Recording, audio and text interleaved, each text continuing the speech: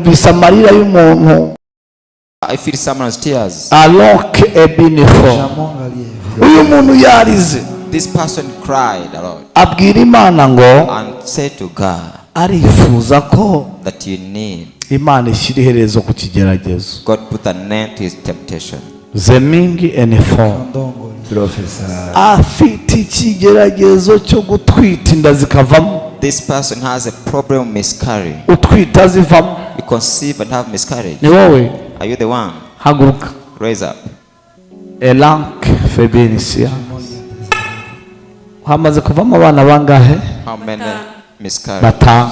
5 miscarriages. Mu gihe wari uzamuye ikiganza, When you lift up your hand, Imana yumvise kurira kwawe. God has heard your cry.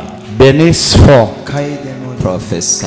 Umurozi A witch wica abo bana killing those babies. ari hafi yawe, He's nearby you. ariko nyuma y'iminsi 8 baramushyingura. She's going to be buried for 8 days. Hallelujah! Hallelujah! Hallelujah! Ijwi ry'Imana ryambwiye ngo And the voice of God has told me Felance Edguy for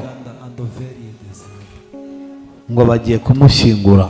they are going to bury him. Kandi And then Imana yambwiye ngo ugiye gutwita abana 2 b'impanga. you are going to conceive 2. Hallelujah! Abahungu 2 b'impanga 2 twin boys. beza cyane. Handsome ones. Zadowa ya kiriba. Hallelujah. Zonini minifo.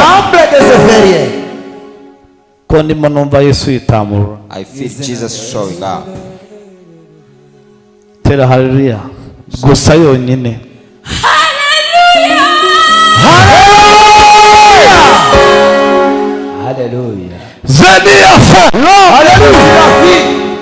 Amen. Amen.